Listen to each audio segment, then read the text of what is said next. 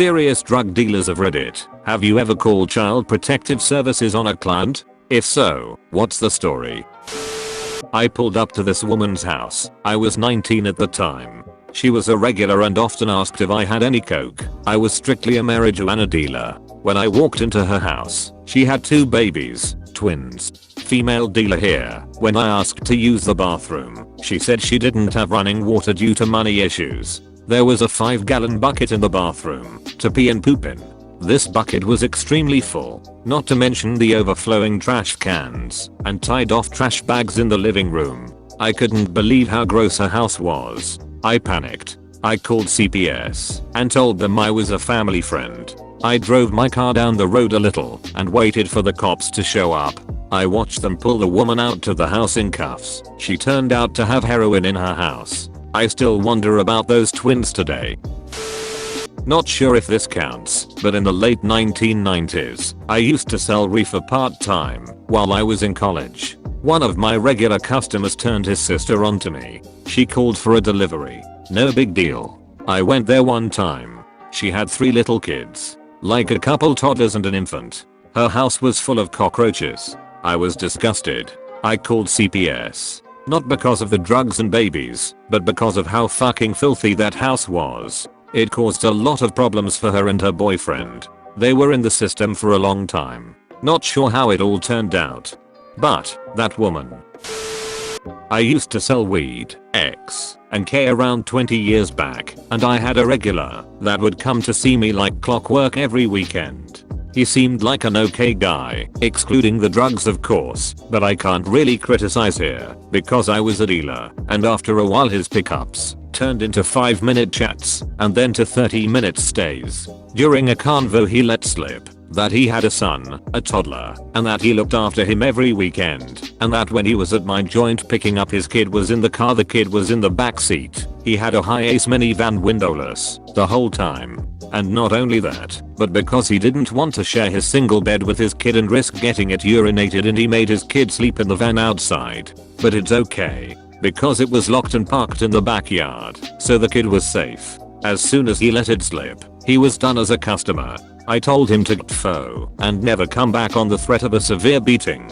He threatened to rat me to the cops. I told him that my suppliers saw me as a decent source of income and wouldn't take it very well. He left. It rocked me so hard I felt almost concussed. I honestly couldn't process how sterile and casual he was about it all. And I knew I had to tell CPS. So I called anonymously and said I lived on his street and could hear the kid crying from the van at night every weekend, and that I had seen him incoherent and smelling of weed during the day. I never saw him again, and I don't know what happened to either him or his son, but it has stuck with me all this time and I feel responsible for his actions, in part because he did these things in pursuit of his drugs. I eventually stopped dealing and got my shit together, and the way I felt about this, and the realization that my actions affected people far further from me than I though was a huge part of it. Nothing changes the fact that I contributed to that child's neglect and abuse though. Willingly or not, it makes no difference and it's only one of the shitty ugly things I've done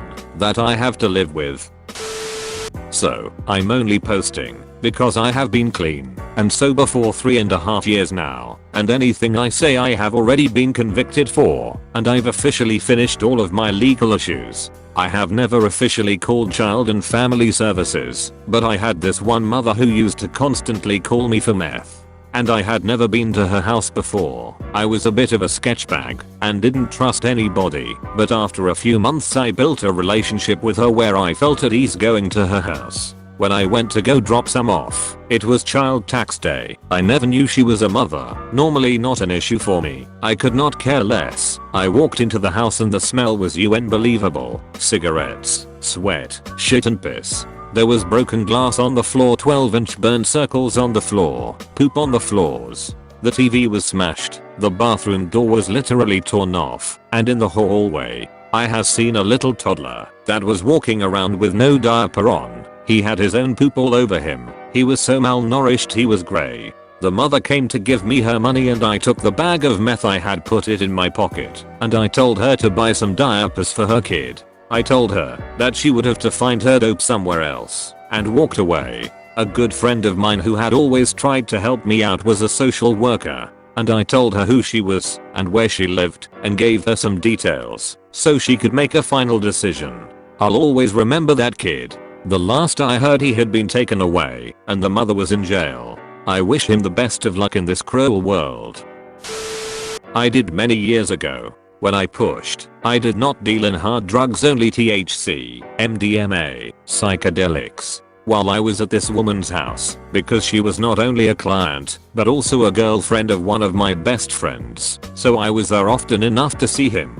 I consistently found myself and anyone else at the house left alone with the child. It seemed if anyone showed up, she would sneak out. Come to find out she was doing methadone with the upstairs neighbors, and who the hell knows what else. I hate to know who that child was ever left alone with. She had been an on again off again drug addict. Pills, heroin, meth-ECT. Many times I witnessed that she would watch her toddler put cigarettes in her mouth from the ground, which I would take away from the baby, and she would laugh and say that it's not a big deal. I rode in her car a few times. I was a smoker at that time as well as her. I would get out of the car to light up, and she would tell me that I could smoke in the car, but I refused because of the child in the back seat. When I was around, I would try my best to kind of steer her away from the child when she wanted to have a cigarette. It is something very specific that began to steer me clear of any tobacco use. She had a bug problem in her house, and she would spray bug killer on every single one of her daughter's toys to keep the bugs off of them. I explained to her that her baby chews on her toys and bug killer can seriously harm her, and she again told me that it's not a big deal. She has seen her baby put worse things in her mouth, and that it will toughen her up. I had enough. I'm the oldest of 9 kids, and I nannied for several families for over a decade aside from mothering my own siblings. I know that a child can handle a lot, but there are so many things that she was doing that kept ringing off the danger bells in my head. I knew that if that child got sick or even died because of her carelessness, I would feel directly responsible for not doing anything about it. If you see something, say something, especially when it involves a child. My goal was not to have her child taken from her, and she never did, but for someone with authority to keep tabs on the child. I could not stand to be around her anymore, and it is within my nature to take on a caretaker role, but that relationship I had with those people was seriously damaging my mental state. I had nothing but fear and sorrow for that little girl. I lost a best friend by doing this, but the kid was worth more than a friend who could not see what his woman doing right in front of him. Where they are now is even more sad, but I can't bring myself to dive into that.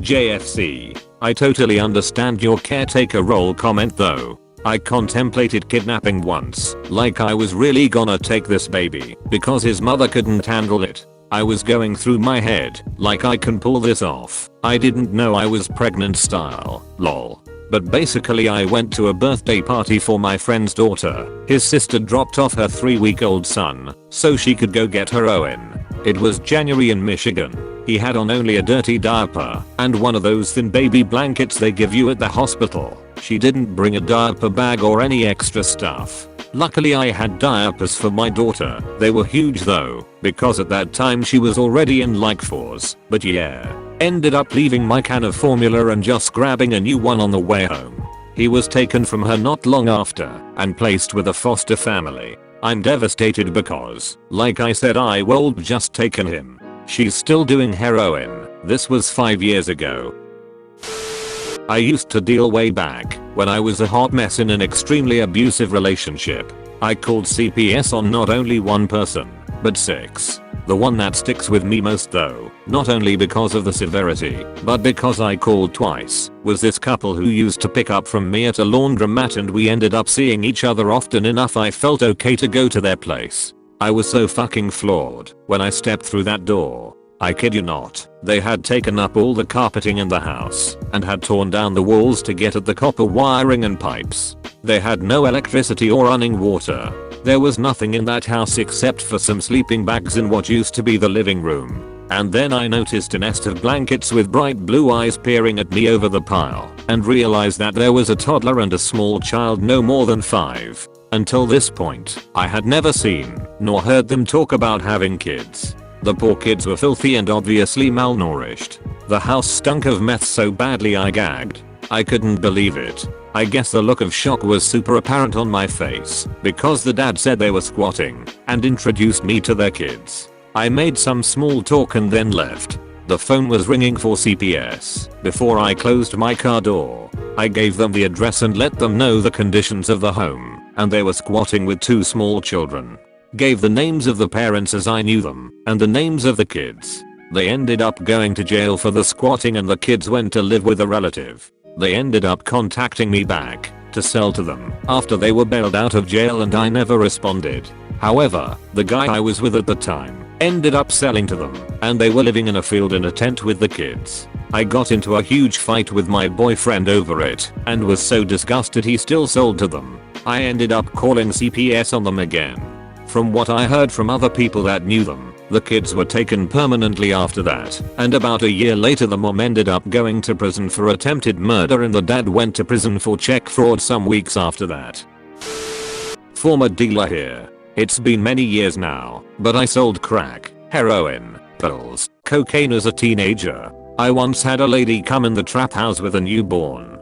She was literally selling herself and or her baby for a few rocks. When I saw the newborn in shitty diapers and dirty as F, I knew I had to give her a few rocks. I'll let her smoke and leave. I also called BCW, Bureau of Children's Welfare, on her as soon as she walked out. She lived on my street. I couldn't let her try to sell her baby. I couldn't let her keep it either. I just couldn't call the police. The baby was in a foster home less than a week later. The lady disappeared shortly after. I never saw her again.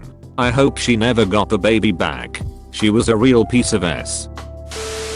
I probably shouldn't mention this on my main, but when I was a younger guy I sold drugs in Toronto. I was once hanging out of my distributor's house, Ghost.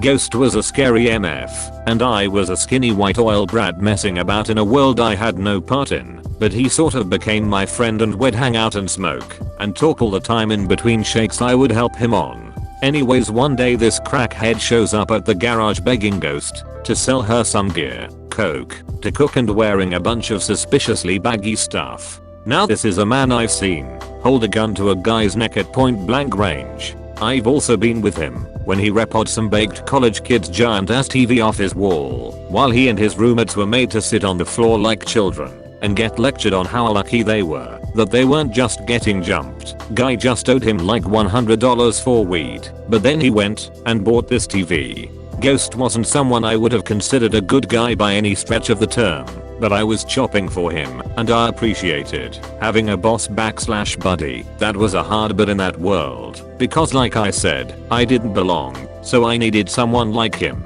So anyways, Ghost opens the garage and instantly tells her she shouldn't be there and how he knows she's pregnant. It was his cousin's baby and won't be selling her anything but weed anymore. She flipped out / begged, saying she was gonna get an abortion, so it didn't matter. He just shook his head and pretty much said it wouldn't be happening, and what's more, she wouldn't be buying off anyone she knew anymore as he was gonna chat with them all. He was well connected and, like I said, kind of scary / crazy. She pretty much told him to F off and then walked off down the street cussing him out.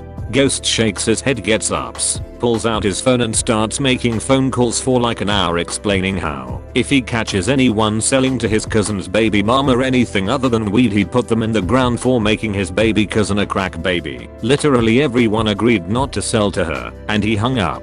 Then he told me to get in the car as we'd have to go visit these people now. Great. He said that them saying they wouldn't mean S unless he at least showed up at a few of their places to make his seriousness about this more clear. I expected him to be a crazy aggressive jerk to them, but he actually offered them all deals next time they got off him. He distributed to everyone in the area at some time or another and got everyone smoking J's, talking all consciously about how crack is what creates the cycle for hood kids and that just because someone has to sell the stuff doesn't mean you can't think about who you sell to. Anyways, obviously this chick still tried, but she ended up having to get an hour bus ride across the city to find someone who could sell to her. So Ghost finds out a couple days later when someone told him at the garage while we were all hanging out, and then right then and there SMF starts taking screenshots of his own messages with her from a while back when she's buying drugs off him, crafts an email on his phone, and send the evidence on himself to Sis with a report about her buying drugs and how he knows because she's bought off him and tried to do so again since she got pregnant. He said they don't press charges or pursue like cops, but damn, I wouldn't have been that confident.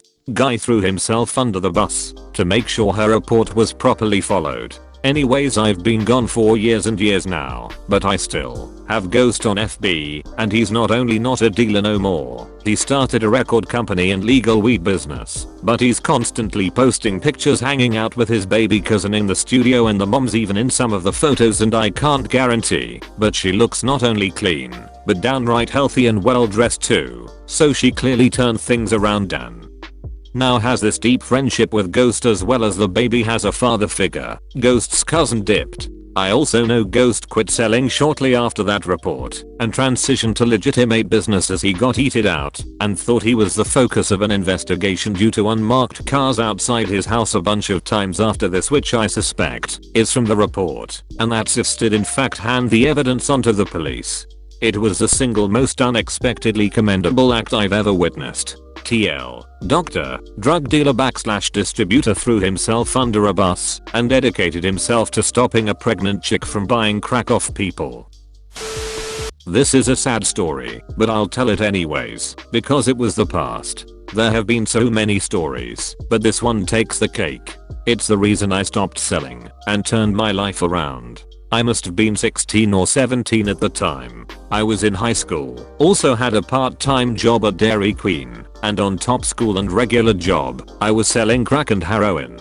I was also selling weed and cigarettes at school. This story involves a heroin and crack user. At the time of this incident, I've already been selling hard for about 1 or 2 years. Profit was pretty good, I'd say around $300 per day on average, which was great for my age, but I spent money as fast as it came. I was young, and I was dumb. So as a DD selling rock, crack, and pants, heroin, I would use some addict's house to sell out of. I guess the cops would call these things crack shacks or projects. I'd be supplying the addict a cheaper price for product so that I could use their house to sell out of. They would also refer a lot of other people to buy from me, and or they would help sell for me in return for product. So the incident is in this addict's house.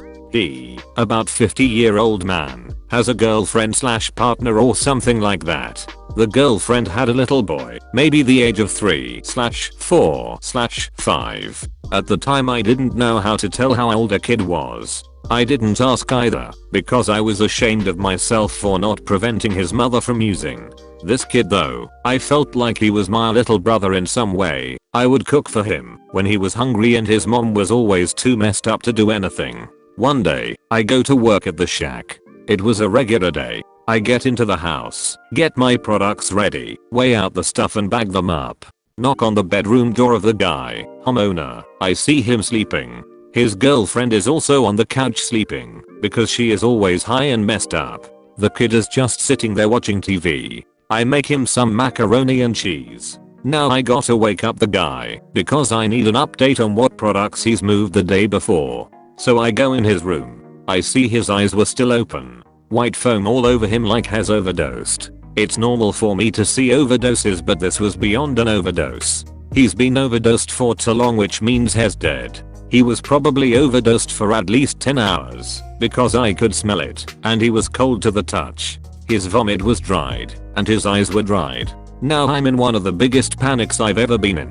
As I'm trying to figure out what to do, I sit down with the kid and stay there until he finishes his mac and cheese, thinking about what I'm going to do next. His mom, sleeping behind me on the couch, is still alive, but has no idea what had happened. Or maybe she does, I don't know. I left the shack, drove about 2 blocks away, used the prepaid cell phone I have to call the police and report it. Sat in my car until the police showed up.